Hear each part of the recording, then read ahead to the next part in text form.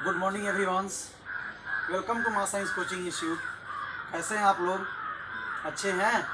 घर पे रहिए, अच्छे से रहिए, सेफ रहिए, बाहर कहीं घूमने नहीं जाइए, क्योंकि अभी दिन प्रतिदिन ये कोरोना वायरस जो है बढ़ती जा रही है और हमें नहीं लगता है कि ये इतना जल्दी ख़त्म होने वाली है। तो आप लोगों से हमारी रिक्वेस्ट है, अनुरोध है कि आप अपने घर पर ही रहें, सेफ रहें और पढ़ाई पर बिल्कुल ध्यान दें, अच्छे से पढ़ाई करें।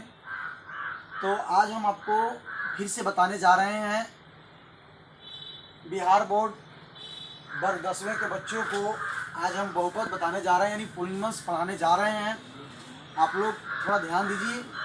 मुझे यकीन है कि आप लोग घर पर बैठे बैठे यूट्यूब से या अपने मोबाइल के द्वारा डाउनलोड करके पढ़ाई कर रहे होंगे। अच्छे से कीजिए। जहाँ कहीं दिक्कत हो हमें यूट्यूब पर जाइए, सर्च कीजिए मास साइंस कोचिंग इंस्टीट्यूट, वहाँ मिलेगा। सब्सक्राइब कीजिए, लाइक कीजिए, कमेंट कीजिए। जहाँ कहीं भी क्वेश्चन आपको फंसता है, समझ में नहीं आता, वहाँ हमसे पूछिए। आज हम आपको बताने जा रहे हैं बहुपद के बारे में। सबसे पहले हम बहुपद का परिचय कराने चलते हैं।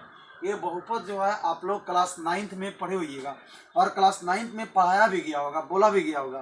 क्या बोला गया होगा कि ऐसा व्यंजक ये बहुपद बोलता है, इसका मैं परिचय करा रहा हूँ।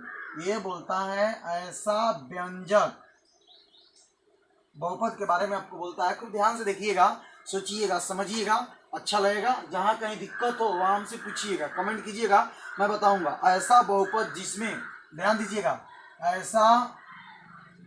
ऐसा व्यंजक, बहुपद नहीं होगा, ऐसा व्यंजक जिसमें एक पद हो, ऐसा व्यंजक जिसमें एक पद हो, एक पदी बोलते हैं। दो पद हो, द्विपदी बोलते हैं। तीन पद हो, इसको हम लोग त्रिपद बोलते हैं।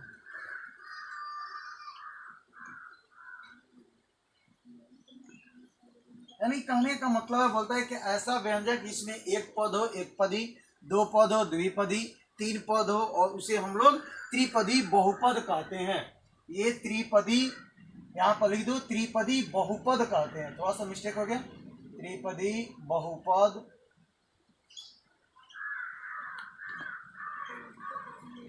कहते हैं। आप लोग इसके बारे में 9th में पढ़ चुके हैं, आपको पता भी है, इसके बारे में आपको जानकारी भी है कि बहुपद जो बोलता है कि ऐसे व्यंजक जिसमें एक पद हो, एक पदी, दो पद हो, द्विपदी, तीन पद हो, त्रिपदी बहुपद कहते हैं।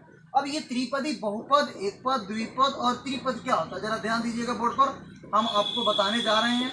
जैसे में एग्जाम्पल हम आपको दे रहे हैं, जैसे देखिएगा खूब ध्यान से। जैसे मान लीजिए क्वेश्चन बोलता है 5x प्लस में हमने 1 कर दिया, 5x प्लस 1। अब 5x प्लस 1 में इसमें देखो कि x का मान कितना है, x का पद कितना है, x का घात कितना है, 1। ये हमारा एक पद हो गया। आगे हम इसी क्वेश्चन को लिख देते हैं 2x² प्लस x प्लस 2। इसमें बहुपदों की संख्या कितनी है, 2। ये हमारा हो गया द्विपद।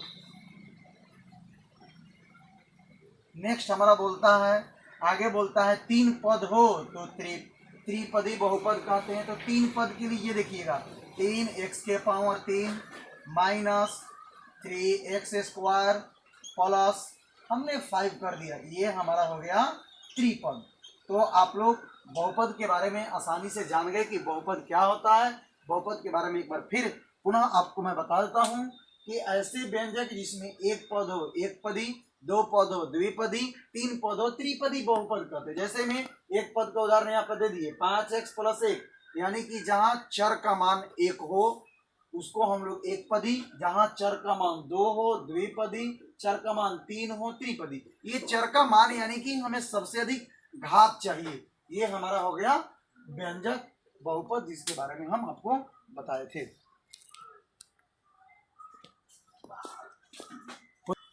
चलिए आगे बढ़ते हैं, बहुपद की घात। नेक्स्ट क्या बोलता है इसी में, ये बोलता है बहुपद की घात। आइए बहुपद की घात के बारे में आपको परिचय कराते हैं। ये बहुपद की घात क्या बोलती है। बहुपद की घात यानी कि हम कभी पढ़ते हैं तो हमें घात मालूम करना, तो जैसे लोग बोलता है डिग्री, तो हमें बहुपद की घात चाहिए। तो बोलता है बहुपद की घात क्या बोलता है, बोलता है यदि कोई बहुपद, जरा ध्यान दीजिएगा, ये बोलता है यदि कोई बहुपद, यदि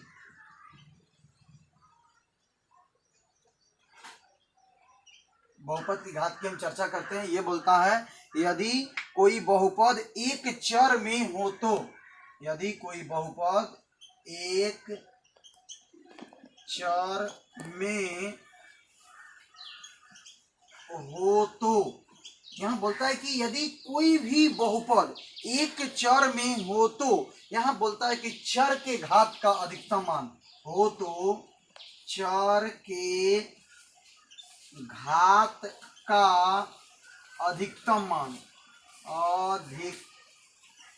अधिकतम मान।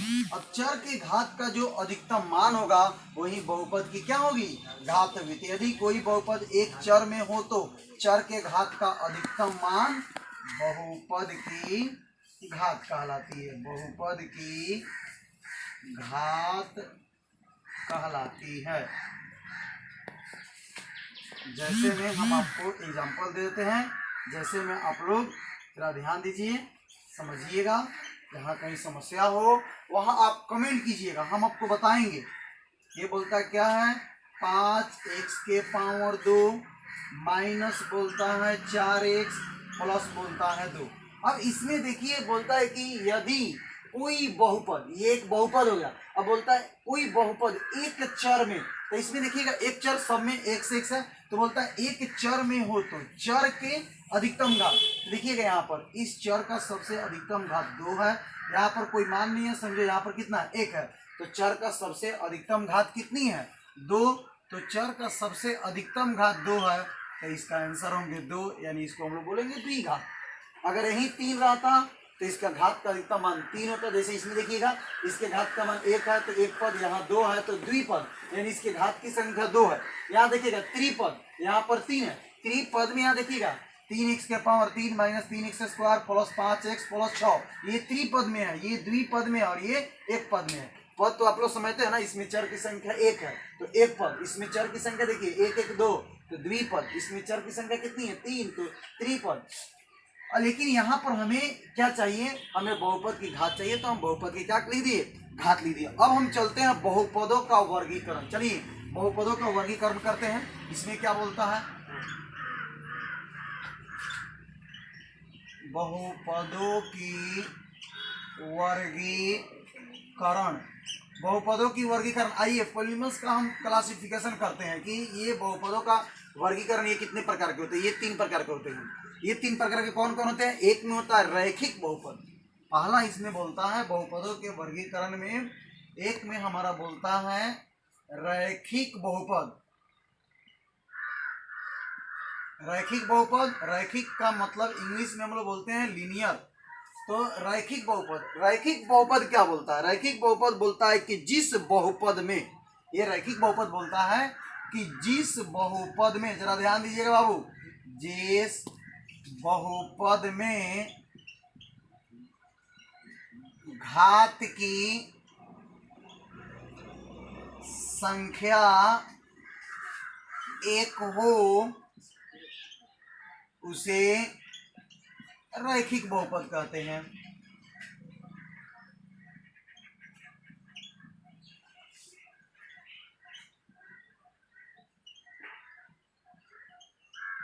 जिस बहुपद में घात की संख्या कितनी हो 1 हो, हम लोग उसे रैखिक बहुपद कहते हैं। जैसे में हम आपको बताते हैं रैखिक बहुपद का एग्जांपल, जैसे में देखिएगा उदाहरण में, जैसे में आपका ये होगा x प्लस 3, देखिएगा यहाँ पर घात की संख्या सबसे अधिक कितनी है 1, यानी कि रैखिक हो गया।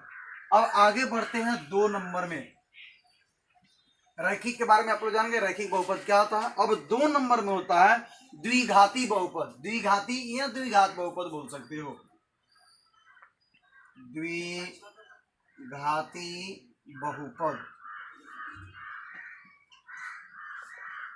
आइए द्विघाती बहुपद के बारे में एक बार समझते हैं। द्विघाती बहुपद क्या बोलते हैं, जरा ध्यान दीजिएगा। बोलता है कि यह बहुपद, इसमें बोलता है कि यह बहुपद जिसका घात 2 हो उसे द्विघाती बोलते हैं। यह बोलता है कि वह बहुपद, या इसको भी तुम लिख सकते हो, जिस बहुपद में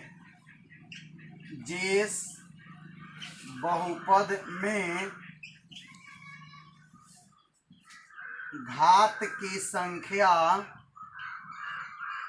जिस बहुपद में घात की संख्या 2 हो उसे द्विघाती बहुपद कहते हैं। द्विघाती बहुपद कहते हैं। इसका भी जैसे में एग्जांपल हम दे दे रहे हैं, उदाहरण जरा ध्यान दीजिएगा। ये हम लिख देते हैं x² + 4x + 4, ये द्विघाती है। क्यों द्विघाती है? यहाँ x के पावर सबसे अधिक कितना है, यहाँ अधिकतम मानों की संख्या, अधिकतम घातों की संख्या 2 है, इसलिए द्विघाती है। और तीसरा हमारा बचा त्रिघाती बहुपद। आइए चलते हैं तीसरा, त्रिघाती बहुपद। तो त्रिघाती बहुपद में वही होंगे, याद रखिएगा, यानी जिस बहुपद में घातों की संख्या 3 हो उसे त्रिघाती बहुपद कहते हैं। त्रिघाती बहुपद कहते हैं। जैसे में देखिएगा, त्रिघाती बहुपद का हम एक एग्जांपल दे रहे हैं। त्रिघाती बहुपद कौन होता है, थोड़ा सा आप लोग ध्यान दीजिएगा त्रिघाती बहुपद के लिए। तब तक इतना आप लोग नोट कीजिए, नोट करने बाद इसका एग्जांपल हम ऊपर में देते हैं। पॉज करना। इसका एग्जांपल है जैसे x के पावर 3 + 3x² + 5x + 2। ये इसमें देखिएगा सबसे अधिकतम यानी कि सबसे अधिक घातों की संख्या कितनी है, 3 है। तो ये त्रिघाती बहुपद। आज के लिए आपको इतना ही बहुपद में। फिर आपको नेक्स्ट क्लास में मिलेगा एक्सरसाइज नंबर 2.1। 2.1 में क्या बोलता है आपको नेक्स्ट क्लास में बताएंगे। तब तक के लिए धन्यवाद।